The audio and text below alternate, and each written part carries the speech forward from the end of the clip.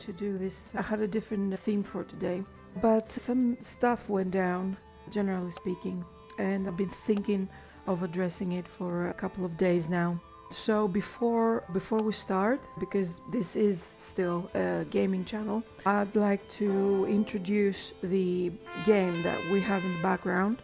The game is called Ale Ab. It's an indie game made by, wait a minute, let me see in the store page. Developed by Hammer and Ravens and published by Shiro Unlimited. It went out of early access September 17th, now, kind of like a month ago. It has had a very good reception and it's had a very good development process. I initially checked on the game on the 2nd of July while it was still in EA, and it wasn't that polished. It was good, but not that polished. And then I came back at launch and I got it, and I haven't regretted it ever since. It's a very cool game. It's a very niche game. It's about an abbey full of monks and nuns that you basically brew beers. You are a brewmaster, so you brew beers. You expand your monastery and you brew different beers and better beers and ales, and you sell them and all that stuff. I really suggest that you try it out if you enjoy that kind of management type game. And now let's move on. What I wanted to address is basically it's two situations that they are more or less intertwined. The first situation is what happened at TwitchCon with the very widely known streamer called Emiru. And if you don't know what happened, very briefly I will tell you that Emiru was sexually assaulted during her meet and greet. If you want any more details about this, there are very many channels that show the clips and have detailed the entire situation. So I don't feel like I need to get into that because it's already well established what happened. Now it's not very well established what is going to happen with the perpetrator, because Twitch is they're kind of like twiddling their thumbs right now, so it remains to be seen. But the first situation is this one, and the second situation is one where two streamers, I think it was also in TwitchCon, called Nina Lin and Zoe Spencer, female streamers. They allegedly, I'm saying allegedly for legal reasons, but also the clips they're there, they actually provided the clips themselves, so there's no real, let's say, controversy about what actually happened over there. And they have already been banned for the alleged on-stream sexual assault of a guy. So these two situations have brought me to thinking about a few things and making some correlations and thinking back, because for those who don't know, and there are probably quite a lot of people who don't know, I am a long-time female gamer. Right now I'm actually a gamer mom, the channel description says. I've been gaming since the 90s, and I've been in MMOs also since the 90s. And before the MMOs, I was doing mods and mushes, and we have, I don't even know if those DOS-based, text-based games, multiplayer games, actually exist anymore. Now with graphics and everything going, even World of Warcraft is now going down, so it's been like, It's been like almost 30 years after, okay? I was there during the World of Warcraft beta, straight after Star Wars Galaxies ditched every one of us. We were a very huge community, international community in Star Wars Galaxies, and that was a waste of money. I had just about every single DLC there was, every single thing there was. And then one day they just said, that's it guys, we're closing shop and you can go and F yourselves. And I actually had a town. I was a mayor of a town. That was some some nice drama over there that went on. Of course, there's always drama in MMOs, but it was nice. It was the good old days, as far as I'm concerned. And then after that, we were kind of bleh, all of us were kind of bleh, and we moved on to World of Warcraft, which was in beta at the time. And at the present time, I was in Denmark, and I could enroll into the beta testers, and I actually beta the World of Warcraft, World of Warcraft before it released. Anyway, I'm saying all this just to pinpoint that I'm not new to the whole thing. I'm actually quite old in this whole thing. I'm 48 years old. I've seen just about everything. And I say just about, but not all of it. I was even offered to work in VZ in 2004 as a senior game master, but due to personal reasons, stupid reasons, I just, I fell in love, man. I was like young and stupid, and I had a new boyfriend, and I was in love, and I thought it was going somewhere, and so I didn't go. Okay, it was a stupid decision. What can you do? And I didn't go, but I remember that, my resume back then, it was highly valued, let's say. Anyway, like I said, I'm just saying all this just to clarify that I'm not someone who just fell off a tree all of a sudden, or a grandmother who just plays Diggy on Facebook, okay? Also, I'm a woman, and I've been in the LARPing scene, and I've been in the pen and paper scene since I was the teenager, actually, long before I got into online gaming. And I was one of the few females, I was one of the few girls back then in the scene, and that creates issues, tensions, problems. It used to anyway. So yeah, I've seen things, and which brings me to me thinking about these two situations. And here's my take, okay? There is such a thing as consent. Consent is a thing, and consent isn't just for women. Consent is for absolutely everybody with a working brain, and that includes animals, okay? Yeah, maybe some Turks might disagree. We know who these are. And, they might offer other opinions, but you cannot do anything sexual related to anybody who doesn't want you to. Period. That's it. And without asking them and without their consent. That's it. It's as simple as that.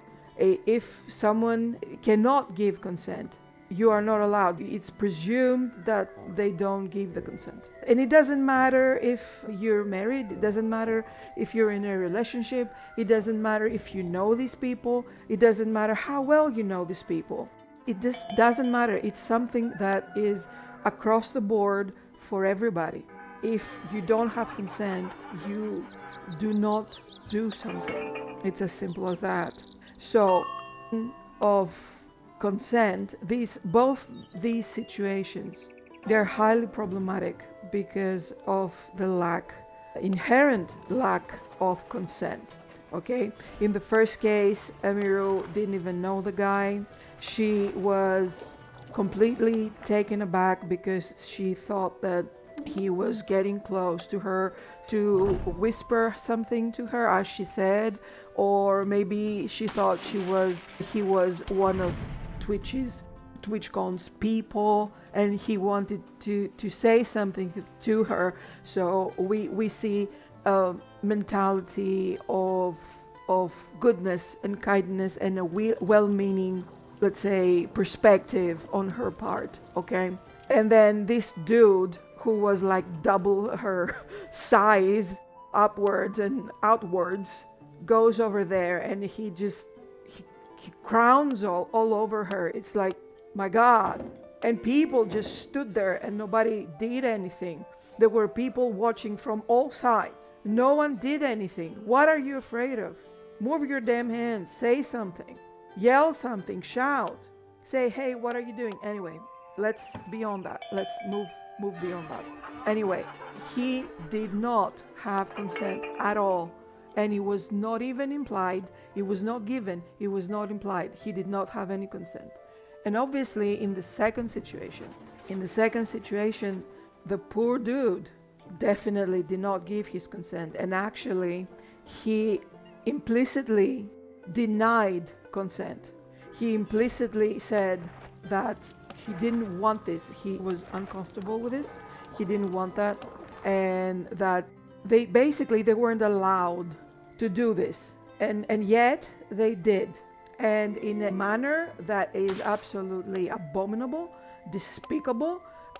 One of them actually held him in place with haha in place. Yes, I know that phrase has been so overused lately. Looking at you, younger Turk. Anyway, moving on. And she held him in place, like with her arm around his throat. In what universe is that acceptable behavior? On stream, off stream, I don't care. Whatever stream. In what universe is this ever acceptable behavior? It's not. It's not. So I'm getting to I'm very annoyed by these things. Very annoyed, because in the first case you see a very well-meaning girl who has always been very well-meaning, and she's always been very kind and very, compassionate and very let's all get together, and she's a darling and she's adorable. So, and you go up to her and you behave to that adorable little creature like that. I mean, come on, who do you think you are? Why do you think you're allowed to do this? You're not. And in the second situation, it's what? You're allowed to assault a man because you're women? When did this become a thing all of a sudden? When did this become a thing? When did we jump from back in the 90s when we said, guys, please don't harass us. We come into the space is the gaming space. We just want to play the games like you do. When did we get from that to let's harass the men instead? What kind of pendulum is this that is flung the entire other way? I don't get it. When women preach for consent, it's not just for us. It's for everyone. And I'm saying this also as a mother to a gamer son who is a teenager and who might later on, go out into the world and God forbid, be treated this way. Why? For clout? Seriously? Are you for real? You abuse a man on stream for clout? Shit for brains? Just explain it to me, make it make sense. But in this case, I know what's going on, and I can tell you what's going on. Sadly, it's a leftover attitude from previous generations that include mine. I'm Gen X, by the way, I'm not a boomer. Just saying, boomers are older. It's a situation that many have taken to calling toxic masculinity, but you people, you young people between 25 and 35, you don't really realize what toxic masculinity is because you haven't lived it. You don't know what it is, and you think toxic masculinity is, when you open the door for a girl and or where you pay a girl's dinner or whatever. It's not. Toxic masculinity is this right here. The perpetuation of the idea that when a man sexually assaults a woman, the woman has the right to cry foul. But when a woman sexually assaults a man, or a young boy in case, then that is a badge of honor and a badge of pride for the young man and for the man. And he is like, ooh, baby, you're the best. Look, she's hot for you. And look at what your teacher did. You're the man. Big man on campus. Big man on campus because you got sexually assaulted by your teacher when you were a teenager in high school. Seriously? We are complaining about the church and priests assaulting young boys, and we're making a whole big deal about this, which is a good thing. We should be making a great big deal about this. Absolutely. But we're not making a big deal about the adult teacher that comes in the classroom and massages a student in front of the entire class. This is one of my own personal experiences. This is not hearsay or whatever, or something that it's something that I actually lived through when I was in high school. It happened to me. Well, not to me, to a boy in my class. Okay? So, is there a double standard? Yes, there is. But it's bad. And it's bad. It's very, very bad. And you know why this double standard is there?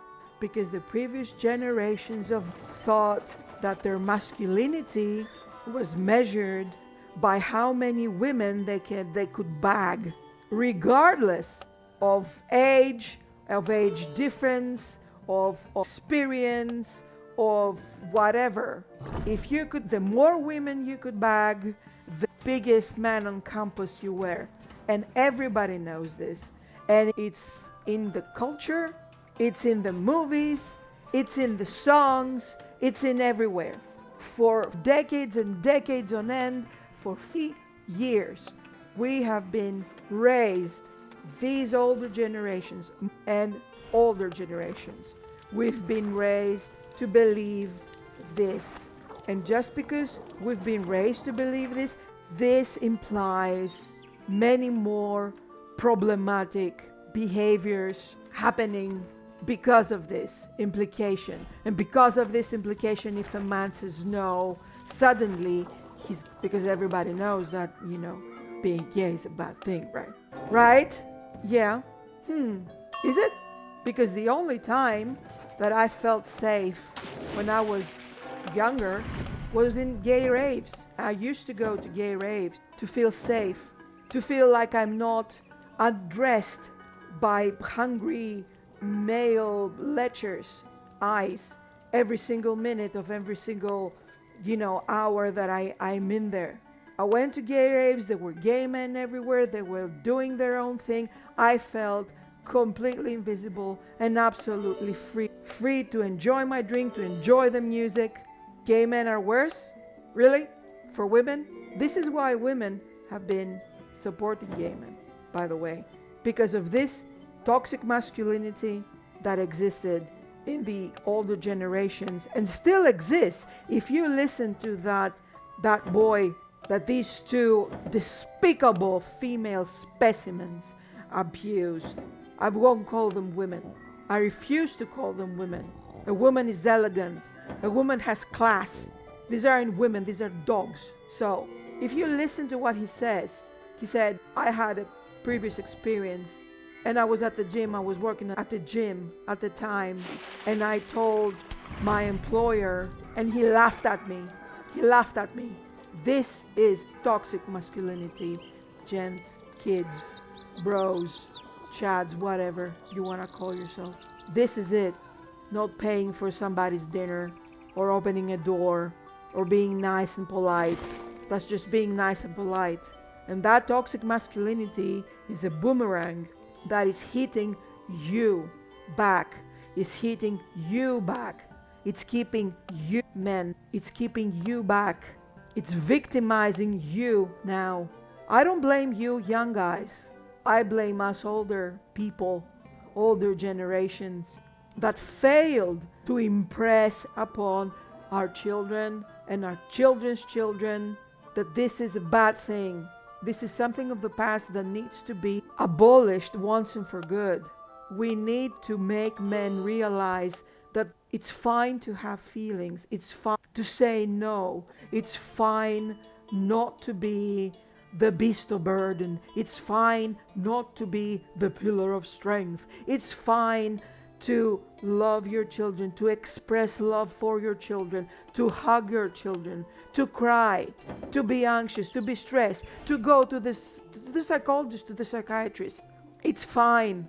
It's good. That doesn't make you gay. That doesn't remove your masculinity. The number of women you have sex with that says nothing about your masculinity.